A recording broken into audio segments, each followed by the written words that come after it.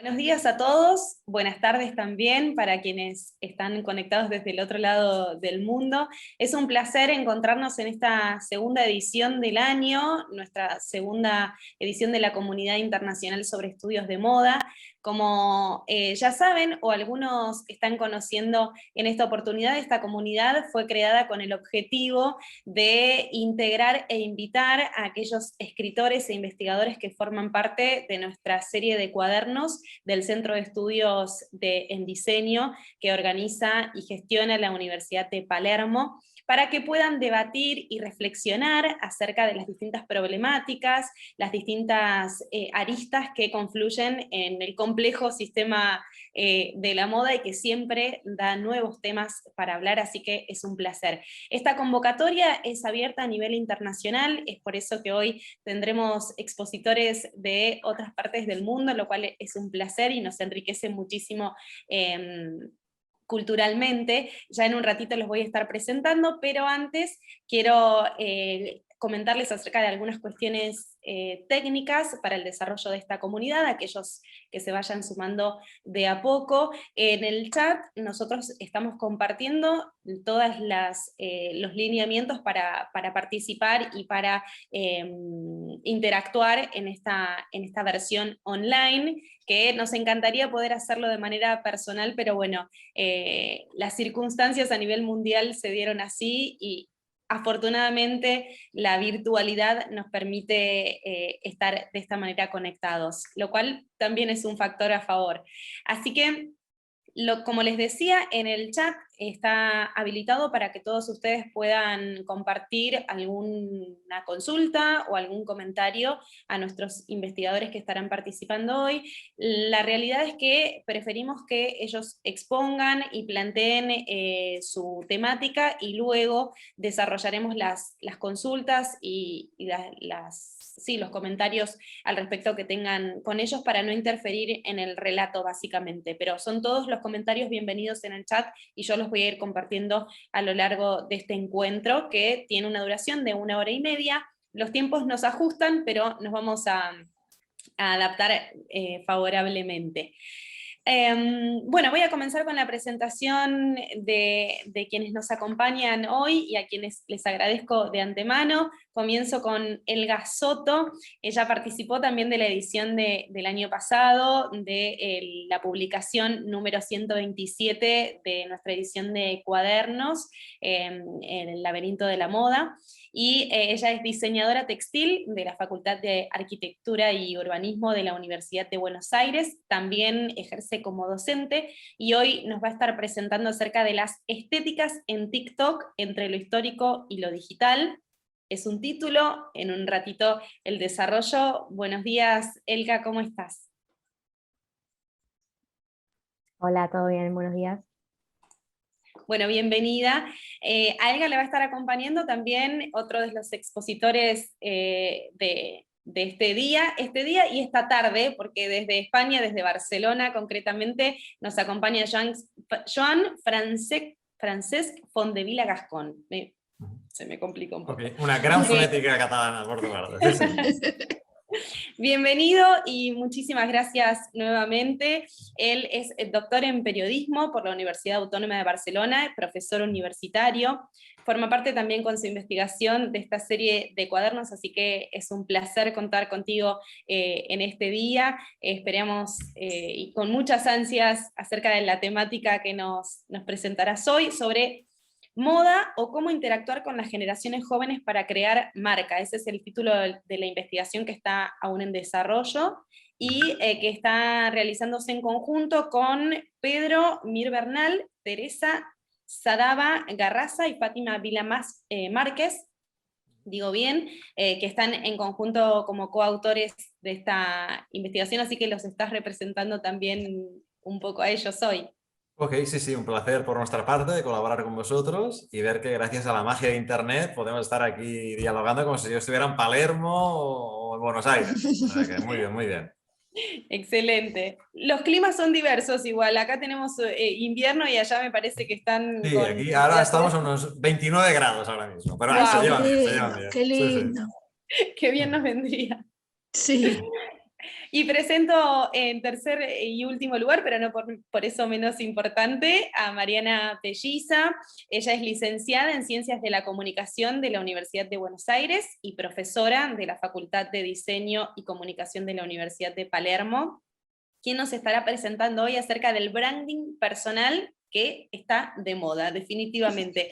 Así que buenos días, Mariana, y gracias por estar también. Bueno, un gusto estar y tener este panel de lujo acompañándome, así que gracias Eugenia por la presentación y estoy viendo que también están muy relacionados los temas que tenemos para presentar, así que interesante panel, ¿no? Excelente, esa es la idea, confluir todos en un mismo campo de investigación para poder debatir e interactuar y también reflexionar al respecto. Así que, sin más preámbulo, no les quiero robar tiempo porque ustedes son los protagonistas de este encuentro. Si les parece, comenzamos con la investigación de Elga para que nos presente y ante cualquier duda, como ya saben, estoy a disposición. Bárbaro, perfecto. Voy a compartir pantalla, ahora me avisan si se ve todo correctamente. Sí, también si no me escuchan me avisan. Bueno, creo que no lo comenté antes o no lo mencioné, pero ahora estoy investigando con todo lo que tiene que ver con diferentes manifestaciones del diseño y la moda en diferentes redes sociales. Y bueno, como comentó Eugenia previamente, esta se enfoca un poco en todo lo que es TikTok, ¿no? Que es como la red social del momento, es la que justo el año pasado tuvo un protagonismo más que importante con todo lo que está pasando. Y la idea de esta investigación que estoy armando tiene que ver con estas dos estéticas, digamos, que se llaman, que me parecieron muy interesantes porque van muy a cuento de, bueno, lo que está pasando a nivel global, a nivel sociocultural global. Primero un poco qué es esto de los aesthetics o estéticas, ¿sí? Que es como se denominan tanto en TikTok como en otras redes sociales. Como lo menciono acá, es un término que surge un poco en Tumblr, que es una red social que tuvo mucho poder, sobre todo en la década del 2010, y que más que ser sinónimo de estética como rama de la filosofía, funcionan más que nada como una especie de subcultura o grupo identitario, ¿sí? Que reúne diferentes intereses, diferentes elecciones de diseño, también estilística, ¿sí? Y que también funcionan como esto, acá puse como una lista de palabras clave que qué es lo que puede ser, qué es lo que puede pertenecer a estas estéticas, que pueden ser outfits, recetas, actividades, decoración, ¿sí? Es una manera, es una palabra que engloba diferentes intereses y también una suerte de perspectiva con respecto a ciertos consumos, a ciertos hábitos, ¿sí? Hay muchísimas posibilidades, si ustedes buscan en Google Aesthetics, van a encontrar unas listas interminables, pero bueno, como les decía, me interesaban estas dos en particular, no solo porque tienen mucho que ver con lo que pasa hoy en día, sino también porque son dos de las más fuertes que hay, por lo menos en TikTok y en otras redes sociales. ¿Sí? Entonces, bueno, les comento un poco sobre qué se trata cada una. Como les decía, cada una funciona como una referencia, como una marca identitaria también, ¿no? Entonces lo que se ve mucho en relación a este Dark Academia es imágenes de universidades, de bibliotecas, todo esto que tiene que ver con un pasado grecolatino, ¿sí? Bastante idealizado, por supuesto, ¿no? Y que tiene que ver también con colores neutros, colores acromáticos, y también por ciertos intereses particulares. O sea, lo que vemos es en estas estéticas es una rama que es más, obviamente, estética, y una rama que es más desde, no lo filosófico, pero sí de las perspectivas sociales o de ciertos valores, ¿sí? Y que acá tiene que ver con el conocimiento, el aprendizaje, también el valor de la historia del arte, ¿sí? Mucho desde este pasado clásico que tiene que ver con, como decía, con lo greco-latino, pero también con otros periodos de la historia del arte. Y con respecto a la indumentaria y al diseño, bueno, se favorece mucho lo que tiene que ver con un pasado universitario, sobre todo de los países centrales de un periodo que tiene que ver con, sobre todo, el siglo XX. acá es un poco lo que les quería contar, ¿no? Vean la cantidad, no sé si ahí, o también me tapa justo un pedacito de lo del Zoom.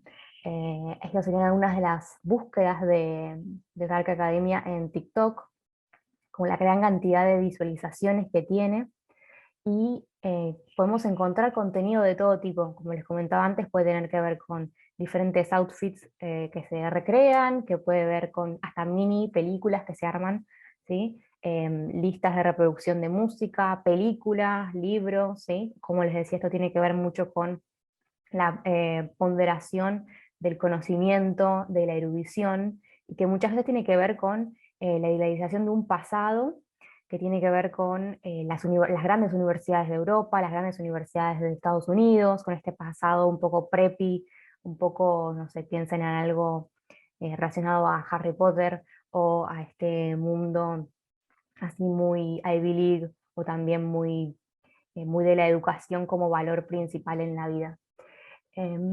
Y obviamente esto me parece que se pone muy en juego en un contexto donde el aprendizaje ha cambiado a nuevos entornos, ¿sí? Donde el campus universitario hoy en día está vacío, y el aprendizaje se hace a través, obviamente, bueno, de lo que estamos hoy en día, ¿no?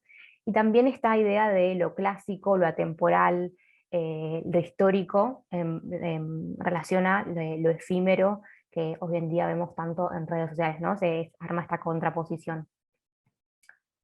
Por otro lado, la otra estética con la que estuve trabajando es esta que se llama cottagecore. Core es un sufijo que se utiliza mucho en estas estéticas de TikTok, que tiene que ver como con lo nucleado, ¿no? Y cottage, bueno, obviamente de cabaña, esta idea de lo pastoril, de la pradera, de la naturaleza, de también mucho de la huerta, ¿sí? Que son, bueno, también todas palabras clave que están resonando mucho hoy en día. Los colores también tienen que ver con este contacto con la naturaleza, y las fibras también, ¿no? Los textiles que vemos y las actividades que vemos tienen que ver con lo manual, lo artesanal, también con la cocina, ¿sí? El cuidado de la naturaleza, este contacto más genuino quizás, que también aparece obviamente en un contexto donde eh, fue tan necesario de alguna manera intentar volver a la naturaleza por el contexto en el que vivimos. Como acá también mencionaba en relación a Dark Academia, acá algunas búsquedas, vean la gran cantidad de visualizaciones, ¿no? Esta gran profusión de imágenes que tienen que ver con esta estética y con esta mentalidad que también se intenta retomar. Es un poco también, pienso mucho en la fantasía de María Antonieta en su granja en Versalles, ¿no? Es un poco esa la idea que retoma esta estética, y tiene que ver con esto, la conexión con la naturaleza, la recuperación de lo íntimo y lo hogareño también, ¿no? En un contexto donde se está tanto tiempo dentro del hogar, lo íntimo, lo hecho en casa como algo positivo, como algo bueno.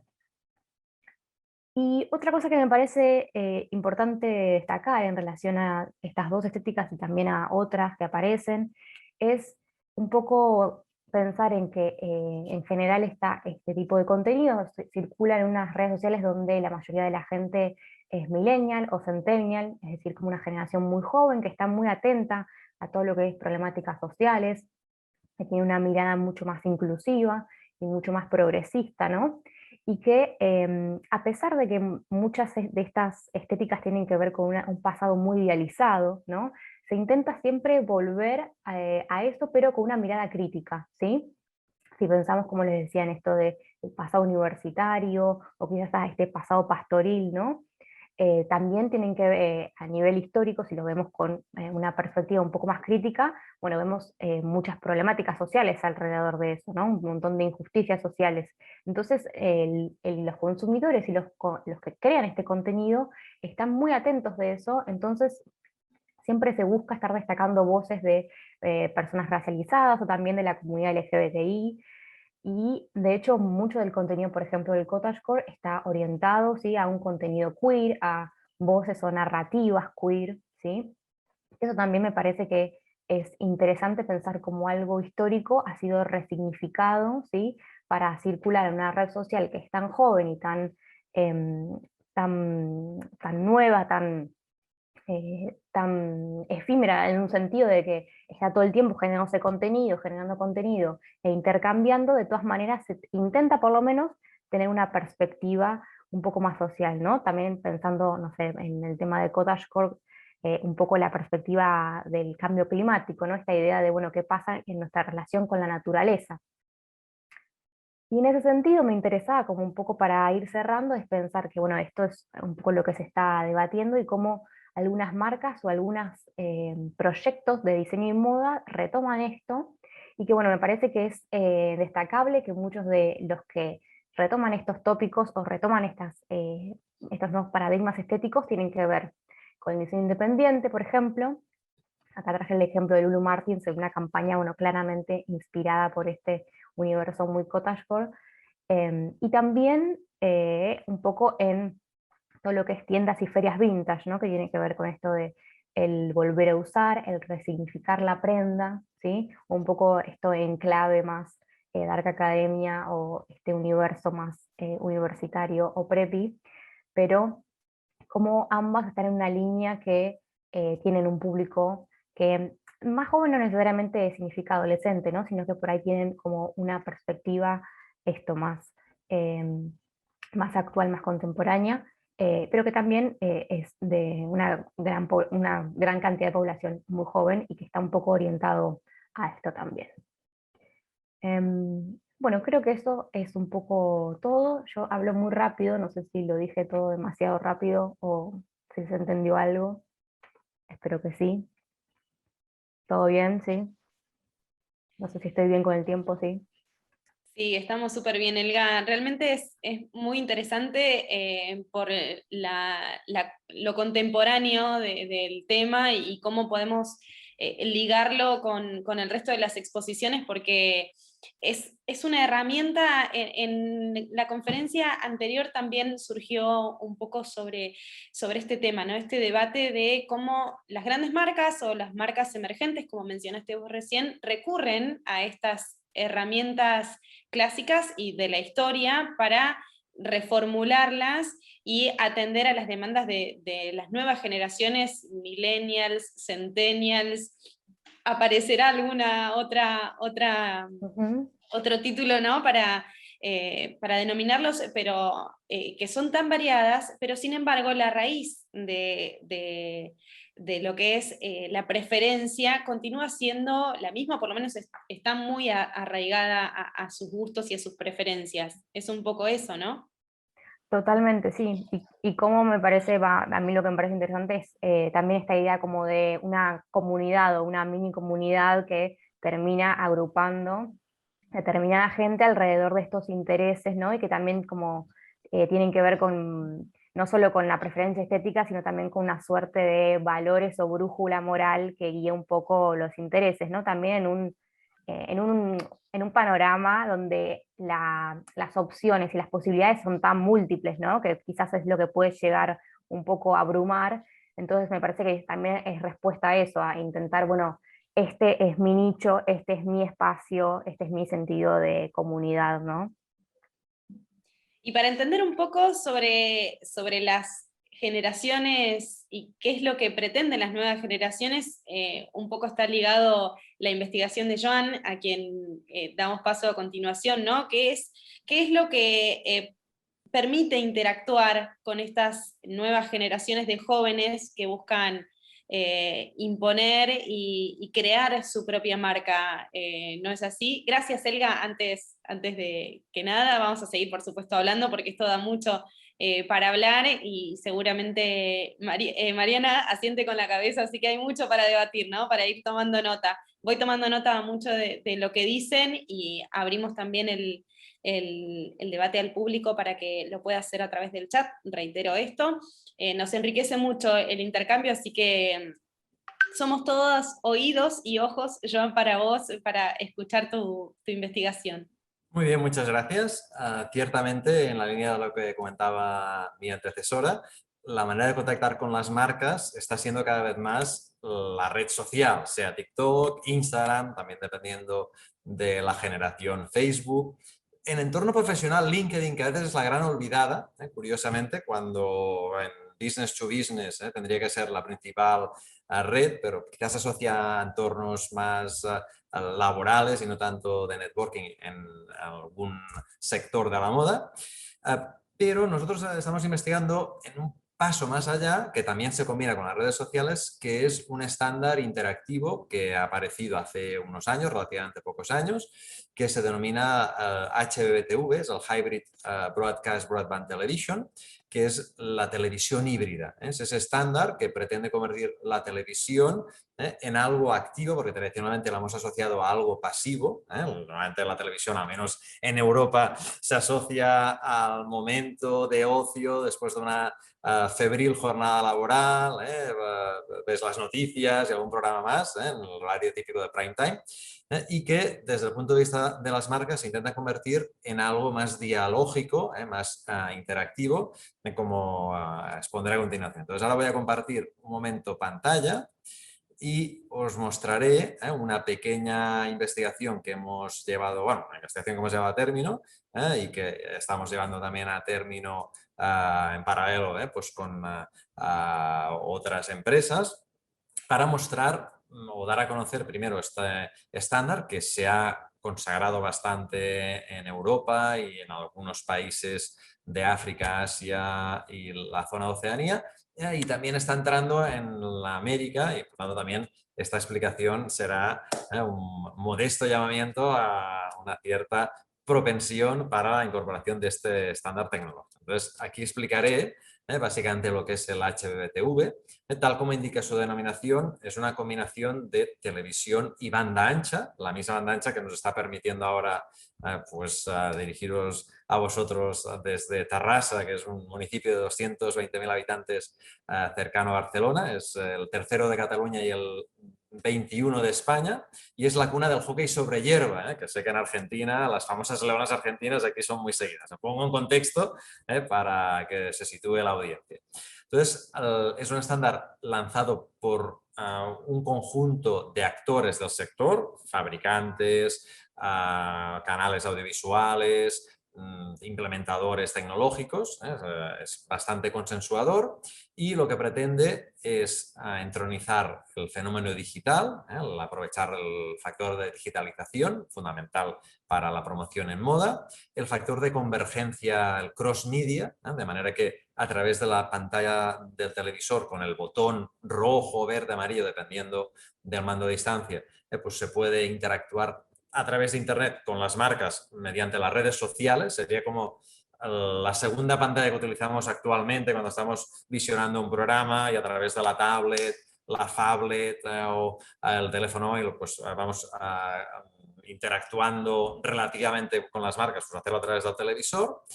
Y también entra en la dinámica de lo que se denomina el cloud journalism, que significa esa necesidad por parte de las empresas, comenzando por los de la moda, de crear contenidos constantemente. Ese flujo de contenidos en la línea del cloud computing, que es el envío de datos a la nube, sería el envío constante, sin solución de continuidad, de contenidos hacia las audiencias. Y la manera de llegar a las audiencias es a través de televisión, los grandes medios above the line, los clásicos, los below the line, y las redes sociales específicamente de un tiempo a esta parte.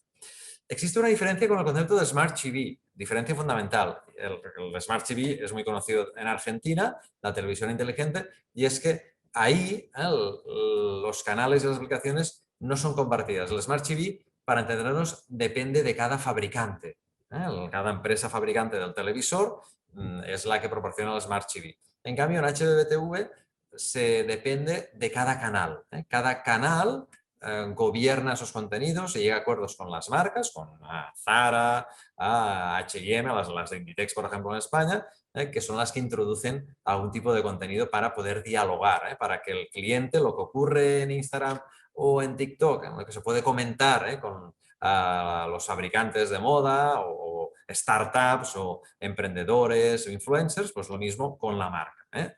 Matizo, estamos en una fase relativamente iniciática. Estamos en fase, para que quede claro, en la que, por ejemplo, en España se han lanzado comercialmente una decena de campañas HBBTV, en total, 10 tipos de anuncios. O sea que también es muy bonito de investigar porque estamos creciendo en la investigación en paralelo al sector, y diré más, incluso desde los órganos legislativos se nos ha solicitado una propuesta, que explicaremos si ha lugar, para que la interacción que llevemos a cabo con la marca, imaginemos una marca de moda que lanza un anuncio, si ese anuncio se sitúa en el primer lugar de un grupo de anuncios, la típica situación de paquete compartido, claro, cuando el cliente, cuando la audiencia, el usuario, clica en ese anuncio e interactúa con la marca, deja de ver los otros anuncios. Por tanto, lo que está ocurriendo es que el anuncio HBTV se sitúa al final del bloque. Si hay un bloque de 6, 8, 10 anuncios, pues se sitúa al final.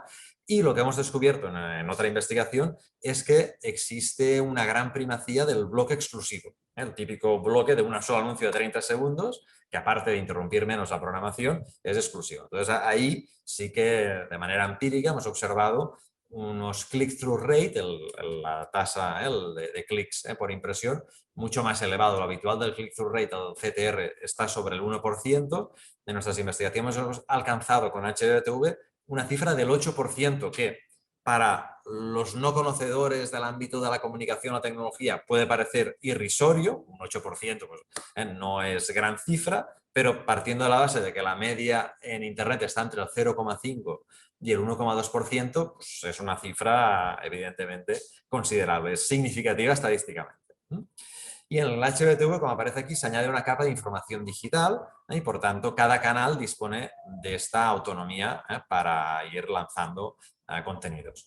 Parques de televisión con HBTV, para que se haga una idea la audiencia. En Europa estamos sobre los 55 millones de televisores conectados. Pensad que en España somos 47 millones de habitantes, por tanto sería toda España más algún país de estos liliputienses, estos minúsculos, y entonces alguna investigación se ha realizado, aunque hay que decir que la mayor parte de investigaciones pues la estamos llevando a cabo nosotros porque nos concedieron un plan nacional y quizá en el mundo se habrán publicado unos 20 artículos científicos sobre HBTV, de los cuales 13 son nuestros, por tanto, la ventaja de llevar contacto con las empresas.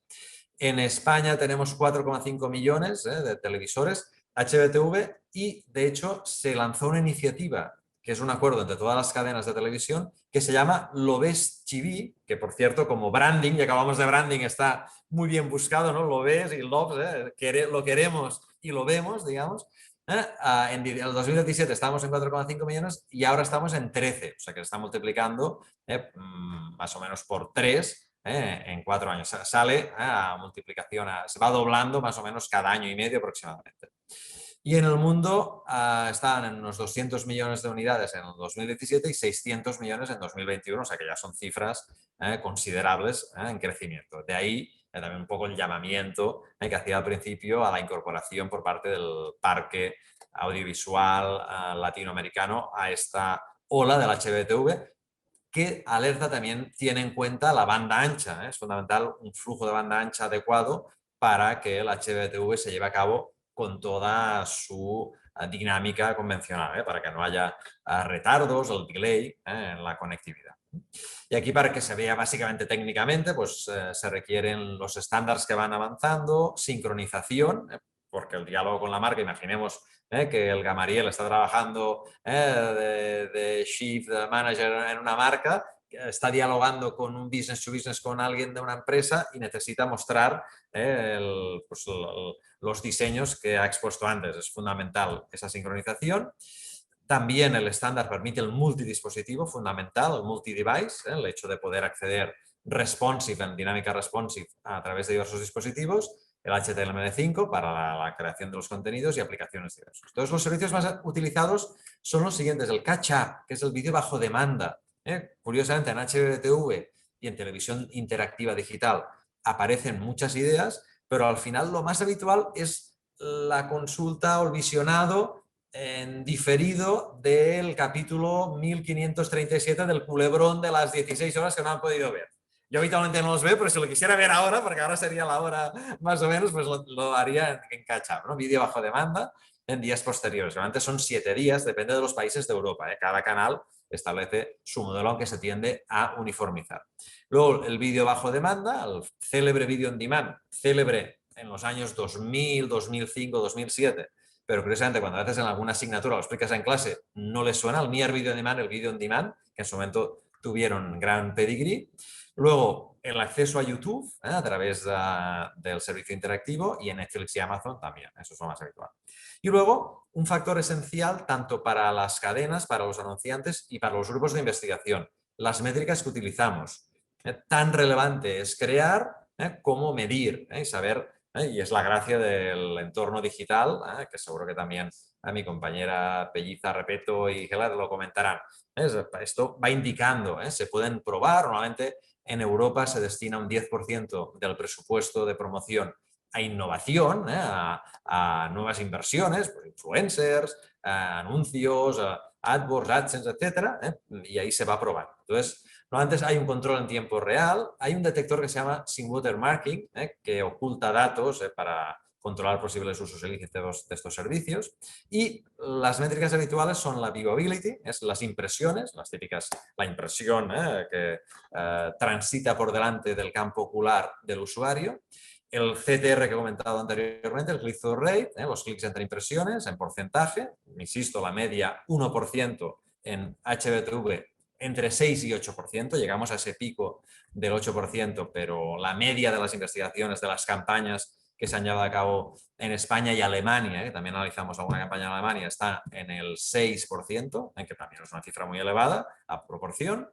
La frecuencia de acceso, el famoso GRP, el Gross Rating Point, Reach per Frequency, lo que sería el alcance por la frecuencia, que sabéis que multiplica porcentaje del alcance por números absolutos de la frecuencia, por tanto, matemáticamente sería una aberración, pero se utiliza en la industria in secula seculorum. Entonces, los GRPs pues, también se acostumbran a utilizar aquí en HBTV, aunque indiminuendo, van descendiendo. Y luego el tiempo promedio de reproducción. Recordad que una métrica que aquí no aparece porque es fundamental cada vez más en Internet y para el sector de la moda y las inserciones, vídeos en TikTok, Instagram y otras redes es fundamental, es el denominado CVV, el Committed Visitor Volume, que sería el volumen de visitas comprometidas. Comprometidas significa que superen una cantidad de tiempo proporcional al vídeo anuncio que estamos lanzando. Si lanzamos un anuncio de moda de minuto y medio, es el anunciante, o de acuerdo entre el canal, el productor del anuncio y la empresa, quien debe determinar a partir de cuántos segundos ese mensaje cala en el usuario final. Y puede ser que sea un anuncio con efecto de sorpresa y tengas que esperar a los últimos 10 segundos para conocer el mensaje real de esa campaña. O no, o que el mensaje lo lances desde el segundo 5. Entonces, de manera realista se analiza el CVV, que es el número de páginas vistas por encima del tiempo que consideremos esencial para captar el mensaje entre el número total de páginas vistas. Entonces, ahora en el CVV se juega sobre un 30%. Se considera que alcanzar un 30% superior a ese visionado a partir del tiempo determinado es positivo. Esto irá creciendo, pero como se está introduciendo, irá creciendo. Este CVV va creciendo en la línea del tiempo de promedio. Es más visitas de calidad que no cantidad de visitas. Lo ideal es calidad y cantidad. Siempre digo, si he de elegir, prefiero pocas visitas, prefiero pocos visionados porque sean de calidad. Por lo ideal serían muchos y de calidad, pero no siempre se puede elegir. Y aquí una investigación que se puede adaptar al ámbito de la moda, que se hizo con una empresa química, una multinacional, Henkel, en una cadena de televisión de aquí de España, y se propusieron anuncios para que se vea algo más real, más tangible. Básicamente, ¿cómo se producen los anuncios? Con forma de L, se podía hacer la típica forma de L en la pantalla televisiva, un botón, el típico botón como el que pone aquí de pulsa, o el banner, el clásico banner que aparecería en un periódico digital, que seguro que Basualdo controla totalmente ese sector. Entonces, se hicieron 4 propuestas. Aquí lo que se pretendía comprobar era si el antropomorfismo, lo que está comprobado en Instagram, en redes sociales, que es que cuando lanzamos una fotografía en Instagram y aparecemos personalmente, la cantidad de likes es muy superior a cuando no aparecemos, una gran puesta de sol, si no aparece ninguna persona, pues quedará muy por debajo de cualquier aparición personal, pues comprobar si esto variaba y también tipos de anuncios diferentes. Esto se hizo realmente en una cadena de televisión y de acuerdo con Henkel, o sea que fue un caso totalmente real, no fue un experimento en laboratorio, fue un caso real. 4 anuncios, esto va, aquí diversos tipos de anuncios, que es el baño de color, tono sobre tono, las diversas opciones. Aquí se hizo lo del promedio. La duración, por ejemplo, del faldón, que sería el anuncio en pantalla, era de 30 segundos. Y el frequency capping, 12 veces. El frequency capping se refiere a las veces, a la frecuencia con la que se podía ver el anuncio. Entonces, el máximo que se estableció fueron 12 veces, aunque luego se ha concluido que hay un momento de saturación. Aquí se hicieron las hipótesis, esto lo haré más rápido porque es básicamente la investigación, ¿no? Pues se tendía a clicar el aviso legal porque existe bastante sensibilidad en Europa sobre el uso de datos, protección de datos. Se creó la normativa, el Reglamento General de Protección de Datos en 2018 y existe bastante sensibilidad al respecto. Luego, la relación entre el tiempo promedio de reproducción y la voluntad de querer participar. Lógicamente, si existía más tiempo de promedio, había más voluntad de participación. Equilibrio entre las campañas. Al final se observó que las diferencias no eran estadísticamente significativas. Sí que había un pequeño matiz a favor de campañas con presencia de una modelo, como aparecía en el caso, pero no significativa, aunque esto habría que matizarlo, esto habría que replicarlo con más investigaciones. Luego, probabilidad entre el botón amarillo, el botón verde y el tiempo de promedio. Son los botones que aparecen en el mando a distancia, el mando a distancia del televisor que utilizáis vosotros en el día a día. Luego, quien tiende a ser interactivo tiende a incrementar esa actividad, tiende a clicar en otro botón, de un botón lleva a otro. Y luego la cantidad de visionados, pues que llevaba a unos vídeos, tras clicar a un botón, tiene una limitación. A partir de la cantidad de visionados, pues ya no se va a clicar. Y esto luego se comprobó. Y aquí unos datos para que se vea el tipo de investigación que hacemos. Es que es muy empírica y alguna ya ha salido publicada en algún journal indexado de estos, por suerte, algún Q1, de JCR, Scopus, que son los journals en los que intentamos publicar. Pues aquí veis un cierto equilibrio de porcentajes, pues entre 32, 20 y pico %. Luego la reacción a las campañas. Ve la campaña pero no reacciona a la mayoría, o sea, porque era una gran novedad y esto sorprendió. Y aquí, por ejemplo, pulsaba el OK pero no escribía nada, porque una vez entras en la interacción se puede dialogar con la marca escribiendo, con el mando a distancia mismo, se puede hacer una interacción con la marca, que esto es muy deseado.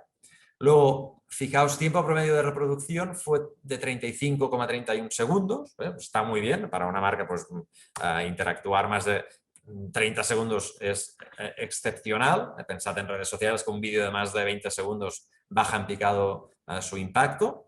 Luego las impresiones, entre 1 y 37 impresiones. Bueno, aquí calculamos la F de Snedeker, la probabilidad. Entonces se confirmaba que se tendía a clicar en el botón de aviso legal. Luego también se confirmaba la relación entre el tiempo promedio de reproducción y la voluntad de querer participar, ¿no? O sea que existía una correlación en este apartado. Se validaba parcialmente el equilibrio entre las campañas a la hora de impulsar el clic. Como comentaba, no era muy relevante, quizá por la falta de cultura interactiva en el audiovisual español y europeo. Luego también probabilidad entre el botón amarillo y el botón verde, o sea, si se votaba uno, se votaba el otro, el de aviso legal y el de entrar. Luego, cuando se tendía a clicar en un botón, ya se entraba en la dinámica y se jugaba con el otro, se intentaba clicar, por tanto, quien participa, participa activamente.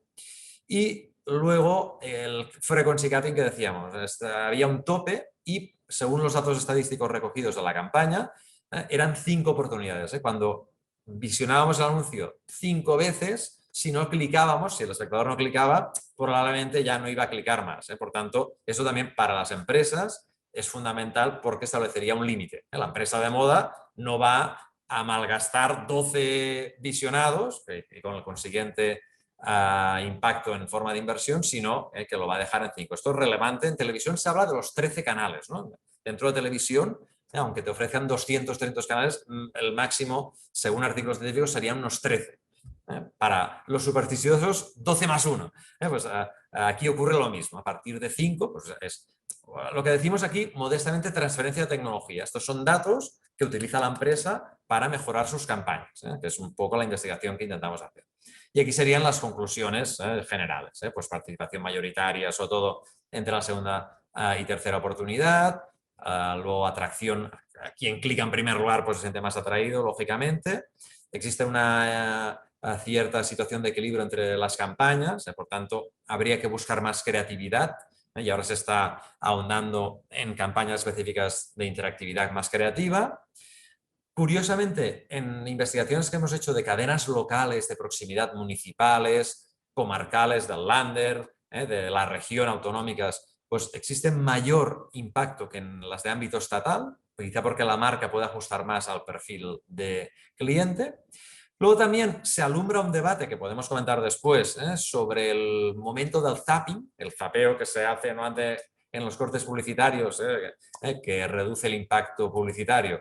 Pues aquí con la interactividad se puede sustituir, de manera que podemos seguir ligados a la marca y reenlazar con el contenido convencional, y también se iluminan opciones en forma de campañas de más cantidad y de carácter más internacional.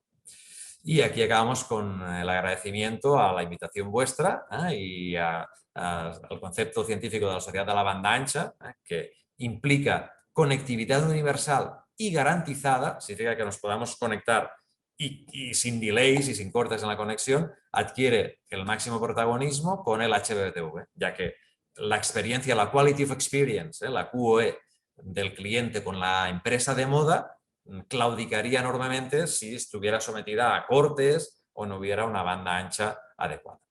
Y esta sería la línea de investigación que estamos llevando a cabo, y bueno, luego ya iremos comentando las preguntas que tengáis o lo que consideréis oportuno. Gracias, Joan. Qué interesante y qué actual la temática que nos planteas. Realmente parece hasta por momentos inalcanzable para nosotros, dadas las realidades y las cuestiones un poco más de infraestructura, pero es algo que se viene, es algo que plantea el primer mundo, y hacia eso debemos dirigirnos para ir perfeccionándonos y para mejorar también nuestro mercado, nuestros negocios, y en los negocios también está la industria de la moda. Así que me resulta muy interesante, al igual que seguramente los espectadores, esta temática que nos planteas. Muy bien, muchas gracias, Eugenia. Sí, la verdad es que es como muy, incluso, claro, algún entorno parece como de ciencia ficción, sobre todo en países. Argentina sí que está muy desarrollada, pero en algún otro país, cuando hemos explicado el proyecto, pues claro, no disponen de mucha conectividad, sobre todo en algunos países africanos y alguna zona de Asia. Pero la tendencia tarde o temprano irá hacia allí. Por tanto, creatividad en moda, pensando en poder dialogar a través del televisor, esto va a dar un vuelco total, va a ser un cleavage, va a ser un cambio de paradigma para las empresas. Pero lo que comentaba antes, Eugenia, en España 10 anuncios de momento, 10 comerciales. Se ha hecho algún anuncio de prueba, pero realmente en televisiones de ámbito estatal o de ámbito regional, una decena más o menos. O sea que aún es una cuestión en la que os podéis incorporar rápidamente, porque está en fase inicial. O sea que seguro que podéis entrar en ello rápidamente. Hacia allí iremos entonces. Bueno, las intenciones están, veremos si después eso se puede ir concretando, pero es sumamente enriquecedor que esto exista, que estas plataformas se vayan ayornando también, porque hablamos de la televisión que hace tantos años está presente, forma parte de una cuestión cultural de la mayoría de los países, entonces utilizarla como una herramienta más de difusión es reinventarse. Y ese concepto está sumamente presente también en la industria, en la moda concretamente. Muchas gracias, Joan, y seguimos, por supuesto, debatiendo acerca de lo que se vaya generando en este encuentro. Mariana, llegó tu turno. Me llegó el turno. Presento. Muy bien, te escuchamos todos. Bueno, muy bien. Bueno, antes de empezar a compartir, les quería contar cómo surge la idea de hacer este artículo. Es la primera vez que participo en la edición. Estoy dando en la universidad una cátedra, en la Universidad de Palermo, una cátedra que se llama Comunicación de Moda. O sea que trabajamos todo lo que es comunicación en relativo a la moda. La particularidad que tiene esta cátedra es que trabajamos el branding personal. O sea, mucho se trabaja el branding de las empresas, y no tanto el branding personal entendido como un autoconocimiento de cada una de las alumnas que está en la cátedra, para poder presentar su huella, para poder ver su propósito, y de esa manera también poder asesorar el día de mañana teniendo muy clara su identidad, ¿no es cierto? Entonces, cuando ella empezó a hablar, yo veía todos los fundamentos teóricos que ella daba, y tenía el relativo, exactamente el correlativo en la cátedra mía cuando hablamos de lo personal. Porque muchas veces, hoy con un discurso posmoderno podríamos decir, hablamos de esto, de la multiplicidad, de la muerte de la historia única, que es un poco lo que traía Elga acá al panel, y esto se ve mucho en la comunicación. Joana hablaba de una comunicación también fragmentada, o sea, el producto, lo que él trae como tendencia es una comunicación fragmentada, y esto también lo viven las nuevas generaciones a la hora de hablar de ellos, o sea, ¿qué presento de mí? ¿Qué digo de mí? ¿Quién soy? ¿No es cierto? ¿Quién soy y qué puedo proponer al mundo? ¿No es cierto? Y pues seguramente todos nos podemos hacer esa pregunta. De hecho, ayer, o antes de ayer, una de las alumnas me dice, esta materia la tendrían que hacer todos, porque en realidad todos tenemos que buscar esa huella en un mundo donde la huella es difícil, porque hay que diferenciarse, y no es fácil diferenciarse en este mundo hipercomunicado, fragmentado, con un consumo fragmentado, y donde las redes invaden también la atención de la gente, que eso también es un concepto muy del branding de hoy, ¿no es cierto? Entonces, ahora sí voy a compartir cómo, para que veamos algunos procesos. Esperen que lo dejé mal puesto, ahí estamos. Veamos algunos procesos, porque, ¿qué me planteé? ¿Cómo hacer de esto un marco teórico, ¿no es cierto? No solo se habla mucho del branding desde la marca, pero no tanto del branding personal. Ahora está muy de moda por todo esto que vivimos viviendo, que tiene que ver con la primacía del sujeto, ¿sí? Un concepto que más sacado un poco de Bátimo, de esto de lo que dice Elga también, de la muerte de la historia única, el surgimiento de las minorías, de ese dialecto de distintas minorías que las marcas lo están trayendo. Bueno, esto también lo veo en la cátedra, ¿no? Veo chicas, casi todas son chicas, pero hay distintos géneros. En realidad lo que veo es que quieren hablar de otros temas que hasta ahora no se habían hablado, ¿no? Body positive, sustentabilidad, diversidad, inclusión, desde su mirada, desde su huella. Entonces ahí es donde también para mí es una búsqueda, ¿no? Cómo crear una cátedra y crear también la propia teoría de eso. Y entonces empecé a bucear en esta búsqueda de distintos ejes por el lado oriental. Y ahí me surgió el Ikigai, ¿no? Una técnica que algunos conocerán, que ahora voy a hablar, no lo spoileo porque lo voy a decir más adelante, pero traer un poco qué pasa en Oriente con respecto a la identidad. Bueno, y algo que trabajamos mucho en las marcas, ¿no? La visión, la misión y la visión de cada uno. Esto que también dijo Elga, la huella, ¿no? La huella, que estamos hablando de la huella medioambiental, pero también la huella de la persona, que quiero dejarle al mundo, el famoso propósito, y ahí es donde está el Ikigai. Bueno, y traer expertos no solo de mi área, que es la comunicación, o expertos de moda, sino también expertos de otras áreas que están tan involucradas con esto que hablaba de la supremacía del sujeto y lo que está viviendo en la identidad, ¿no? Traer expertos a mi texto, quiero decir, ¿no? Traer expertos que hablen, no, o sea, no solo filósofos, sino por ejemplo Bátimo o algún filósofo vinculado a la mayéutica, que ahora también voy a hablar, sino traer expertos que estén trabajando ahora en el área psicológica o psicopedagógica o de relaciones laborales, que se vinculan con temas que tienen que ver con la búsqueda de la misión en las personas, ¿no es cierto? Y ahí, bueno, ¿cómo traer? Este es un poco el esquema del artículo, ¿no? Cómo traer el concepto del mapeo de públicos, que se trabaja mucho en las empresas, pero a nivel personal. ¿Con quién nos tenemos que relacionar para que esta huella trascienda las meras redes o las meras publicaciones, sino que sea una huella fundamentada en una esencia. No es que ser y parecer, ¿no? Las dos cosas juntas, no solo parecer, ¿sí? Y ahí trazar un plan. Eso es un poco la idea de lo que traigo.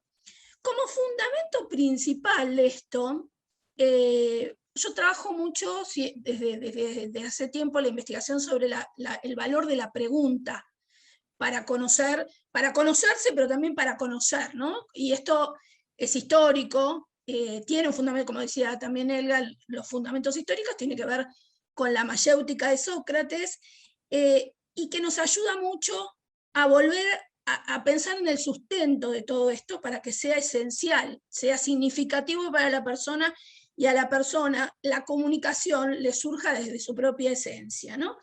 Y ahí es donde traigo el concepto del Ikigai oriental. El Ikigai, para quien no lo conocen, es una técnica japonesa, y según dicen, no sé, habrá que verlo, en Okinawa las personas viven muchísimo más tiempo, y eso es porque tienen un propósito, se plantean un propósito que los hace disfrutar de la vida y de la felicidad. Entonces, esto se está trayendo mucho en todos los procesos de coaching para hablar de buscar un propósito y vincularlo con la profesión de uno, para que esto tenga este valor esencial, ¿no? Entonces, bueno, vinculé la pregunta significativa con el concepto del Ikigai como para pensar quién soy. Al principio les comento, las chicas dicen, ¿estoy en comunicación de moda? Les digo la de las chicas, los estudiantes. Los estudiantes dicen, ¿estoy en comunicación? ¿Dónde estoy? Porque claro, es algo que no hacen. Yo les hago hacer ejercicios con respecto a la búsqueda de esto, y se sorprenden al principio, después quedan súper entusiasmados, pero al principio cuesta entender hacia dónde va la cuestión, ¿no es cierto? Y empezamos a trabajar en esto, en el diseño de la misión, la motivación, los valores, la búsqueda del Ikigai, quién soy, ¿no? Una biografía, de esa biografía que puedo tomar para pensar mi branding personal, y sobre todo declararlo, como acá yo puse una frase, declarar la visión es una construcción lingüística en la que definimos el futuro deseado. Bueno, los estudiantes, la experiencia es que al no declararlo, se excusan en la no declaración para no avanzar, ¿cierto? Entonces, una vez que lo declaran, una vez que dicen, yo quiero hacer esto y voy por acá, empieza a existir esa huella, ¿no? Empieza a decir, bueno, mi huella va a estar por este lado. Les hago la pregunta, ¿qué huella quieren dejar también? ¿Sí? Entonces, esto también, al hacer una construcción lingüística de esto, empieza a tomar sentido, a cobrar un gran sentido para ellos y para el resto. Y ahí surge un nuevo concepto en el branding, que es el concepto de razón de ser o story being, porque mucho se ha hablado del story doing, que sería el estar haciendo, de la historia en el estar haciendo, y del storytelling, que es la historia contada. Pero poco se habla del story being, que en realidad es la primigenia, ¿no? Porque es esto, es la huella positiva que uno quiere dejar, la huella que uno quiere transmitir, el ser, la esencia, el propósito.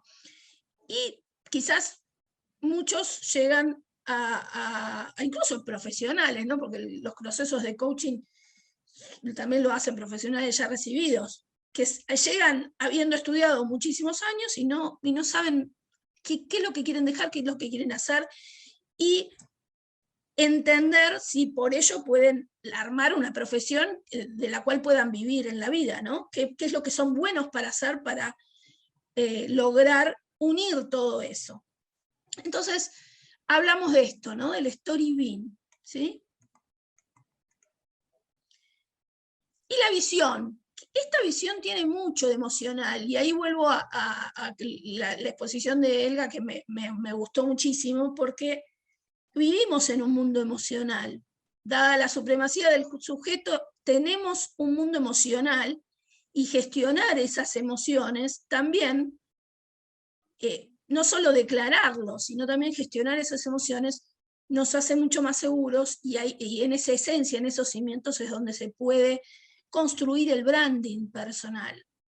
Esto va para las empresas también, por supuesto. O sea, hablábamos todo el tiempo de identidad marcaria, y la identidad se hace en base a todo lo que venimos diciendo, en base a la cultura y en base a el story beam de la marca. Pero en la persona todavía es más importante, es como primigenio, me parece que tiene que tener un trabajo y fundamentado desde distintas disciplinas sociales y humanas, porque esto está muy vinculado también a lo psicológico, ¿no es cierto? Todo lo que es la cuestión de las percepciones de la opinión pública con respecto a uno, ¿no? La cuestión del espejo, ¿no? Que es muy también de las redes sociales. También me parece que es un fundamento para que podamos reflexionar sobre esto. Entonces, una de las cuestiones que trabajo también es la gestión de las percepciones del otro. ¿Cómo gestiono las percepciones del otro en mi identidad? Muchas veces cuando nos vemos retratados en lo que el otro piensa o lo que el otro es la diferencia entre identidad e imagen, ¿no es cierto? Una cosa es construir construir una identidad, y otra es la imagen que la completa la persona que me está viendo. Y a veces, como uno de los ejercicios, lo que hago es que ellas le pregunten a un otro, a varios otros, qué es lo que perciben, con una serie de preguntas significativas, qué es lo que perciben de ellas o de ellos. Y bueno, y se encuentran con grandes novedades que no se habían puesto a pensar, y es justamente esto, tener en cuenta la mirada del otro, que nos puede nutrir, ¿no? Muchísimo en la búsqueda de esta huella y en la búsqueda de esta identidad, porque básicamente vivimos en una comunidad, y tener una visión tiene que estar a la vez compartida con otros. Y creo que ¿por qué el título? Aparte de que tiene que pegar con el libro, le puse El Brandy está de moda, porque dije, bueno, es un libro de moda, tengo que poner un título que pegue con un libro de moda.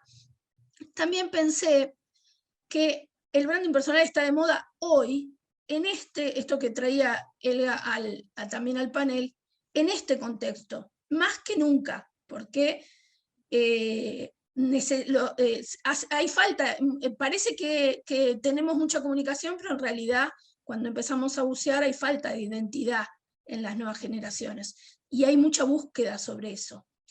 Y esto me lo dio, esto hace 2 cuatrimestres que estoy con esta materia, que estoy muy contenta con el proceso, porque cuando leo las reflexiones de los alumnos, me doy cuenta lo que pueden hacer con esa información que ellos mismos se han preguntado de sí mismos, ¿no?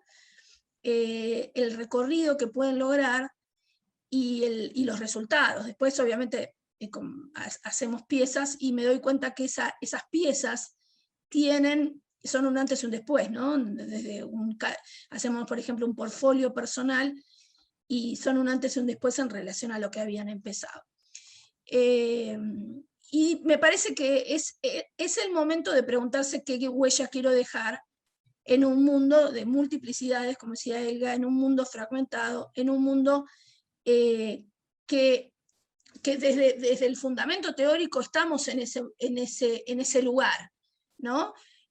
Obviamente que los paradigmas, hay gente que dice que ya no estamos en el posmodernismo, por supuesto, pero los chicos han vivido eso. Entonces creo que estamos y no estamos, ¿no? Hay cuestiones que tienen que ver con totalitarismos, cuestiones que vienen de Oriente, que se hacen otra vez historia en base a un pasado, o sea que a veces el relato posmoderno decae en esas cuestiones, pero los chicos han vivido desde el mundo comunicacional, que es mi tema, han vivido esa fragmentación, ¿no? Todo lo que traía Joan, no sé si lo digo bien, todo lo que traía Joan del zapping, la fragmentación, el consumo cuando lo queremos utilizar, todo eso es parte de los chicos. Hoy los chicos no ven los medios tradicionales, el consumo es totalmente fragmentario, y entonces también ellos se preguntan, y ahí la pregunta significativa, bueno, ¿qué voy a comunicar? ¿Quién me va a ver? ¿Quién es mi público? ¿A quién le hablo? ¿Y qué le digo para que sea interesante? Todas estas preguntas tienen que ver con el branding personal y no tiene que ser solo, tiene que ser una implicación de parte de quien lo está transitando, es un proceso, una implicación. Bueno, y sobre esto quiero trabajar en mi artículo, trayendo, por supuesto, teóricos y también profesionales que estén trabajando eso o que puedan aportar una mirada teórica que me pueda servir para fundamentar todo este proceso, ¿no es cierto? Bueno, no sé, les agradezco muchísimo y la verdad me sirvió mucho el panel para también tomarlo como una cuestión de tendencia en general. Muchas gracias, Mariana. Tomé algunas de las frases que mencionaste porque nos van a servir mucho para vincular los distintos temas que se plantearon hoy. Entre ellos, hablaste de la fragmentación, ¿no?, del público y también de cómo estas nuevas herramientas digitales derivan las atenciones del público. Esto es pregunta abierta para los tres, porque me gustaría que todos puedan participar en este debate. ¿Es algo que se atribuye exclusivamente a las nuevas generaciones? ¿Piensan que es una tendencia de estos últimos años de diversificar la atención en distintas herramientas? Pues yo digo lo que pienso y después vamos viendo. Yo creo que es algo de la sociedad y ya nosotros también vivimos ese consumo fragmentario, pero ellos nacieron con esto, las nuevas generaciones, entonces la viven como natural. De hecho, una de las cosas que me pasa en la clase es que a veces los hago reflexionar y lo ven como algo natural, piensan que no tienen nada para reflexionar porque no ven la diferencia. Pero nosotros sí la vemos. Entonces esa reflexión de qué es lo que pasaba y por qué estamos viviendo en este momento, me parece que hace al hecho de, obviamente que las generaciones, como decía Joan, de Facebook, son menos de consumo fragmentario. Algunos seguimos teniendo un contrato de lectura con los medios tradicionales, pero la verdad es que es una tendencia global, ¿no? Sí, ciertamente, ahondo en esta línea, nos encontramos con un público que desea contenidos más personalizados, de ahí que llegue el concepto de prosumer, el célebre concepto de prosumer, que es ese público que se informa enseguida por redes sociales o por internet, que se cree enseguida más o menos especialista sobre algo y resulta que no lo es, y en algunos aspectos, por ejemplo, en cuestiones médicas hay con sumo cuidado en este sentido, y de ahí que también se haya desplegado en consonancia toda una cadena de valor de marketing muy adaptada a esto, los CRMs, el Customer Relationship Management, los mensajes customizados, adaptados a esas nuevas audiencias. Tiene sus ventajas, también sus inconvenientes. Ciertamente, como comentaba Mariana, como no arrastran el bagaje anterior nuestro, en esa comparativa, incluso en los métodos de estudio, el método tradicional de aprendizaje más enciclopedista, memorístico a largo plazo, está desapareciendo en beneficio del tipo test, por ejemplo. Las asignaturas se fragmentan más, ahora los planes de estudio recogen 14, 16 asignaturas, en nuestra época eran 6, 7, 8. O sea, esto lo va acompañando todo. Por otra parte, también esto tiene un efecto balsámico en el sentido que, al menos en Europa, de unos años a esta parte, estas generaciones sufrirán gran fragilidad de acceso al ámbito laboral, dificultades de acceso a la vivienda y, por tanto, esa fragmentación y ese carpe diem, esa visión ad hoc a corto plazo, pues les ha acostumbrado a ello y lo que a generaciones más mayores les supondría un insomnio eterno, para ellos pues, es casi un divertimento y todo, se han acostumbrado a ese entorno más líquido. Pero bueno, lo relevante de cara a empresas del sector de la moda es saberse adaptar y saber utilizar su lenguaje. No obstante, también, Eugenia, que esto puede ser otro motivo de debate, o lo que observamos es cierto conservadurismo por parte de las marcas para innovar. O sea, esto del HBTV, en teoría, pues podría captarlos. Es cierto que no ven tanta televisión, evidentemente, como otras generaciones, pero podría ser algo innovador. Pues las grandes marcas son como muy conservadoras en ese sentido. Quieren optar por lo clásico y está costando convencer a empresas que pueden destinar un pequeño porcentaje de inversión para apostar por el HBTV. También incluso las agencias de medios son muy comodonas. Las agencias de medios van a lo clásico. Claro, esto representa pues recrear nuevos storytellings, nuevos tipos de narrativas y discursos, y parece que les da un poco de pereza. Al menos es lo que observamos nosotros. Pero bueno, creo que precisamente con lo de la interactividad se podría alcanzar a ese público tan fagocitado y tan fragmentado. Elga, no sé si querés agregar algo. No, estuve muy de acuerdo con todo lo que venían aportando los dos compañeros. Pensaba también un poco en lo que traían, bueno, los dos en realidad, pero me llamó mucho la atención lo que comentaba Mariana con respecto a esto del diseño de la misión, de los valores, ¿no? Como creo que también habla un poco de como el mundo diseñado, ¿no? Como un poco quizás la estetización de todo, el diseño de todos los aspectos de la vida que aparecen como cada vez más, más presentes en todo, ¿no? Que es que también un poco pienso también en la ponencia de John, ¿no? Que tiene que ver con esto de una relación como más interactiva, pero también pienso mucho en esto de la idea del diseño, de diseñar toda la experiencia, diseñar todos los espacios, que no quede ningún detalle que es librado al azar, ¿no? Y que tiene que ver un poco también con esta un poco construcción del mundo propio, del mundo personal, que no acepta quizás como una experiencia o un objeto o una comunicación genérica, sino que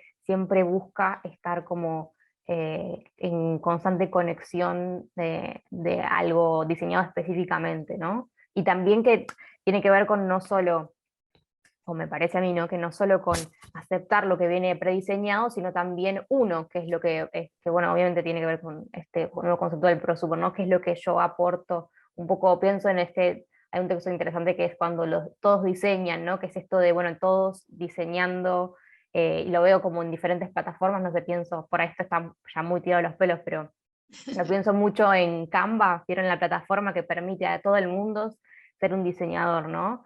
Y cómo muchas de las experiencias de diseño también tienen que ver con la personalización, que es un poco como diseñar de a poco, o diseñar aunque sea de una manera. Es un poco lo que me surgía mientras los escuchaba. E ir aprendiendo también un poco lo que mencionaba Mariana de la identidad, ¿no? De forjar, investigar a partir para determinar nuestra propia identidad desde lo individuo, desde un equipo, desde una marca. ¿Consideran que lo que está faltando no es identidad, sino la búsqueda a lo mejor de crear y poder solidificar una identidad? Hablaba John recién de las grandes marcas que se mantienen en la zona de confort, en cierto, por decirlo de alguna manera, para no animarse a romper estructuras sí, me parece que es un poco eso, pero hablando no tanto de las grandes marcas, sino de las marcas emergentes, podríamos decir, ¿están en proceso de generar su identidad o lo que falta es más búsqueda?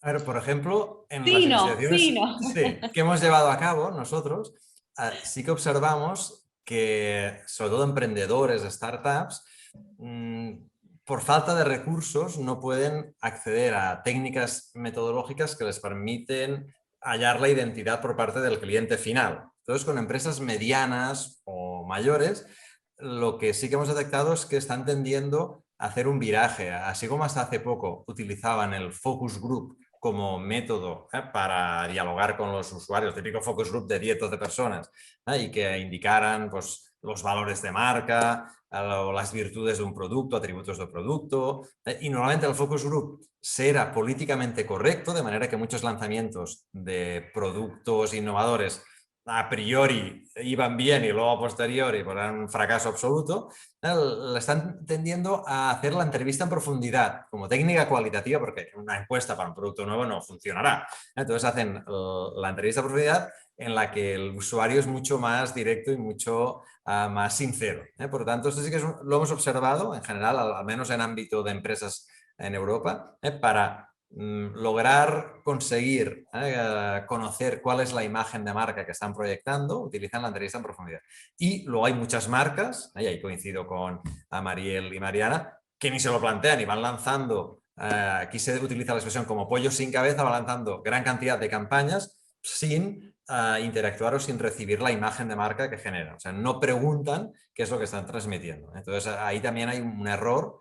Y luego esto se podía trasladar también al usuario final, que aquí también, ligando con un autor bastante conocido, Chris Anderson, que habla de long tail, la larga cola, la teoría de la larga cola, que habla de la ley de Pareto, ¿no? El 80-20. O sea, un 20% de marcas de moda o de estilos de moda absorben al 80% de clientes. Pues ahora se tiende más a buscar a ese 20% de la larga cola, que tiene nichos de mercado muy fragmentados, muy especializados, pero que son enormemente fieles. Se busca cliente, una N, una masa crítica de clientes más reducida, pero mucho más fidelizada. Entonces, es buscar el porqué, ¿no?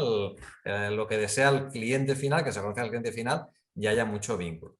Y luego también una técnica que se utiliza es, teniendo en cuenta esta fragmentación que comentábamos antes, lanzar mensajes eminentemente emocionales, muy límbicos, mensajes muy límbicos y muy reptilianos, y no tan córtex, no tanto raciocinio, sino buscar emocionar. Al final, esto incluso en clase, en la docencia, y tú, Eugenia, seguro que te has encontrado en tu actividad profesional, de lo que se trata es de emocionar. Se recuerda más una anécdota o un comentario que alcance al corazón, que no grandes explicaciones cartesianas y de carácter muy empírico. Por tanto, observamos esto, entrevista en profundidad, buscar lo de la larga cola, pequeños nichos de tipologías de diseños muy adaptados y buscar la emoción, que se dice con facilidad, pero no es fácil de conseguir. No. O sea que es un gran reto, aunar esa trilogía que he comentado. Clarísimo, John.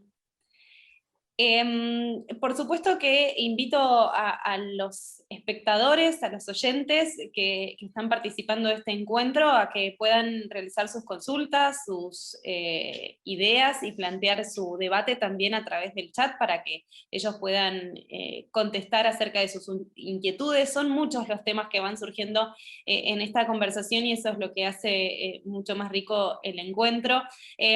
Aprovecho también este espacio para recordarles que este encuentro está siendo grabado y se va a publicar en nuestro canal de YouTube de Conferencias DC, donde en minutos nada más después de haber terminado casi, va a estar publicado para que lo podamos revivir y aquellos que se sumaron más tarde también puedan formar parte de este encuentro.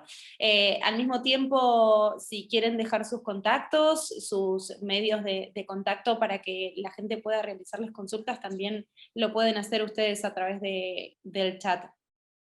Y en la medida en que vayan llegando consultas, quiero realizarles una pregunta a modo de cierre, además del agradecimiento que luego les voy a hacer. Nuestra publicación está basada originalmente en los laberintos de la moda, ¿no? Hacia dónde nos lleva la moda. Son muchos los caminos, pero desde la apreciación personal de cada uno. ¿Hacia dónde consideran que están dirigidos en estos momentos los caminos de la moda?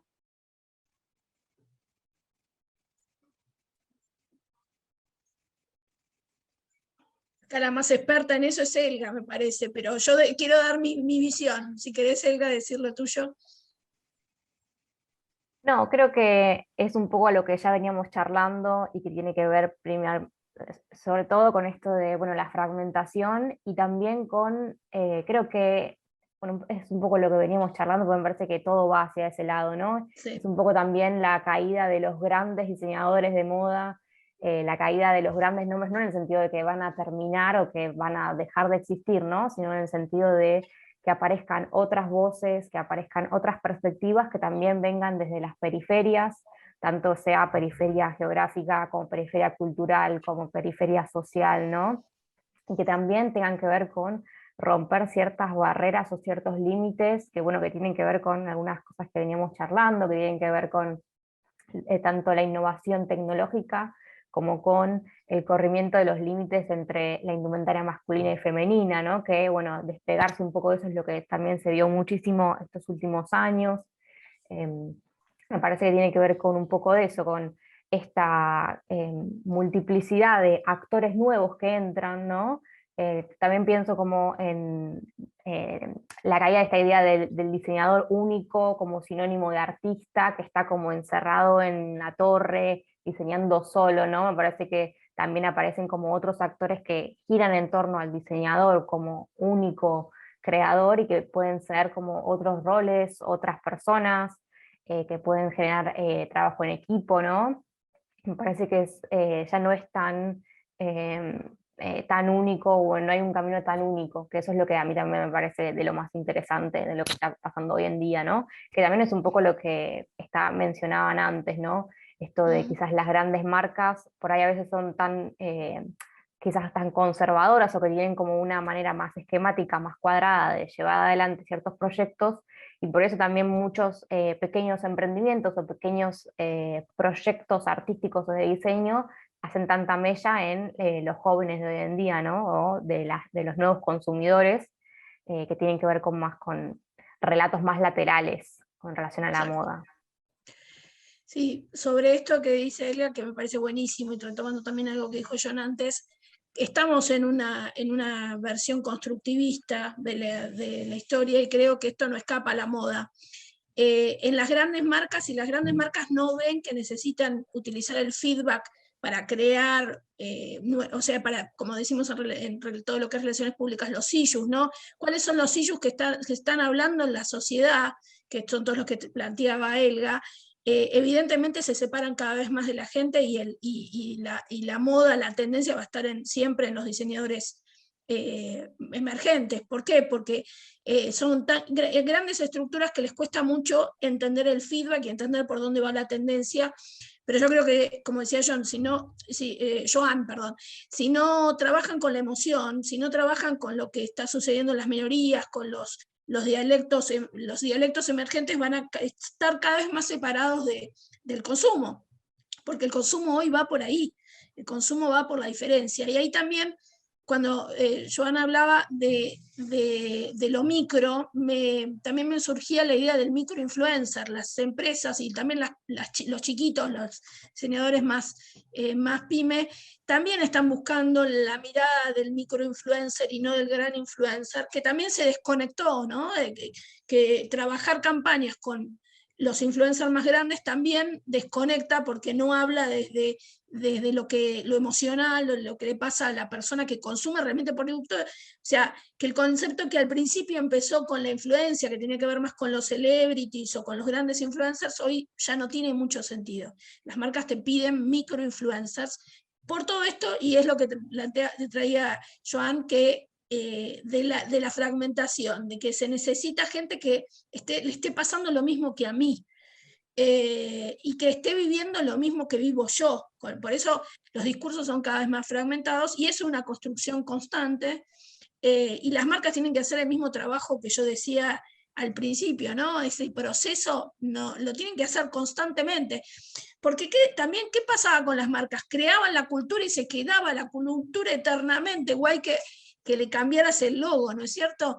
Hoy, con la pandemia, por ejemplo, por suerte grandes marcas, aunque sean pequeños cambios, mostraron cierta emocionalidad, y algunas han cambiado su estética por qué sé yo, pequeños cambios, que es unir algo en el logo, mostrar una frase, pero digo, en cosas que antes eran de manual de marca, estoy diciendo, ahora eso se fue modificando, porque la cultura y la visión de una empresa tiene que ser algo en constante movimiento. Y al principio, cuando nosotros estudiábamos cómo hacer un manual de marca, y el manual de marca es algo que se va moviendo, porque tiene que la marca tiene que responder a lo que se vive en la sociedad, porque si no, no tiene sentido. Hablamos de la empresa transparente, eso es la empresa transparente, ¿no es cierto? Bueno, he dicho. Okay. Muy interesante, y también aportar que desde el entorno europeo, al menos mediterráneo, se está generando una línea no centrada tanto en tipología de diseño, sino en de dónde proviene la materia prima con la que fabricamos productos de moda. Y es una tendencia muy medioambientalista, buscando materias primas sostenibles para lo que yo denomino la doble fibra, ¿no? Para que la fibra que produce la moda vaya en la línea de la fibra óptica, que genera menos impacto en la huella de carbono, más teletrabajo, menos impacto en el medio ambiente, y por tanto son las dos fibras que se tienen que combinar, la fibra tangible de la moda y la fibra en el sentido de digitalizar y de convertir en online muchos procesos que se pueden virtualizar para conservar el entorno. Por tanto, en una gran cantidad de emprendeduría, de startups, se está apostando, o el mensaje, el insight que se traslada al público final es básicamente que son productos sostenibles, ecológicos, productos con responsabilidad social corporativa detrás, y allí están haciendo una tendencia que está conectando con el público especialmente juvenil, que es muy propenso y está muy sensibilizado hacia esta materia. Creo que lo estamos todos, pero especialmente en los planes de estudio últimamente pues se van incluyendo este tipo de contenidos. Por lo tanto, lo que sea sostenible vende en moda también, aparte de en otros sectores. Y hay un concepto que deslizó Mariana rápidamente, pero que nos atraviesa a nivel mundial y sobre todo por estos tiempos, que es la pandemia, que también tuvo su influencia sin dudas en las marcas, en la industria en general. ¿Cómo visualizan este concepto? ¿Creen que pudo haber marcado una bisagra en lo que es este aspecto que estábamos conversando recién? Sí, acrecentó un proceso digital desde ya, y esto no escapa a la moda, ¿no es cierto? Y a los consumidores. Y esto que decía Joan del acceso a la compra, cómo trajo nuevas profesiones también a la moda, ¿no? Todo lo que es las plataformas nuevas, los conocimientos que se requieren para, como UX writing, copywriting, nuevas profesiones que no estaban antes y que hoy con la venta online o la necesidad de las marcas de vender o tener una nube donde se pueda comprar, bueno, trae nuevas profesiones a la moda también, ¿cierto? Aceleró los procesos. Aceleró los procesos, sí. Sí, totalmente. También creo que un poco ha llevado mucho a la introspección o a la reflexión en relación a los consumos, ¿no? Esto un poco con lo que decía Joan con respecto de esto de la sustentabilidad, ¿no? Creo que ahora tenemos un usuario, un consumidor que está muy preocupado por conocer cómo se fabrica, cómo se crea, que está interesado por el proceso de diseño, el proceso de creación, ya sea el objeto que sea. Obviamente en la moda además se ve muchísimo, ¿no? Como esto de quién hizo tu ropa, de dónde viene la fibra, ¿no? Es una preocupación desde el lado quizás ético, pero también me parece muy creativo también, no solo desde un factor social, sino también desde la genuina curiosidad creativa. Y luego también, como aportación, se está generando un cambio en el modo de comprar, y esto lo ha acentuado la pandemia, la COVID-19. Se está convirtiendo muchas tiendas de moda en salas de exposiciones, la típica y clásica sala de exposición pictórica. Pues muchos usuarios, sobre todo los jóvenes, acuden allí para probar y comprobar pues, diversas marcas o diversos modelos, y luego llevan a cabo la compra online porque es más económica, y eso está llevando al fenómeno que ya ocurre en Australia y en algún condado de Estados Unidos, de cobrar, las tiendas físicas cobran un ticket de entrada porque saben que probablemente mucha compra física no se va a producir, que se va a trasladar al ámbito digital, y por tanto es una especie de peaje para poderse probar y poder testear allí el producto, que es un fenómeno que va a crecer y es curiosísimo e impensable unos años atrás. Por lo tanto, incluso afecta al acto de compra en sí. Clarísimos. Bueno, aprovecho entonces estos últimos minutos que tenemos para agradecerles nuevamente realmente este recorrido que hizo cada uno de sus investigaciones y sus aportes. Son muy enriquecedores y no podíamos dejar de compartirlos y que quede solo en una escritura, sino también escucharlos y poder debatir y reflexionar en vivo.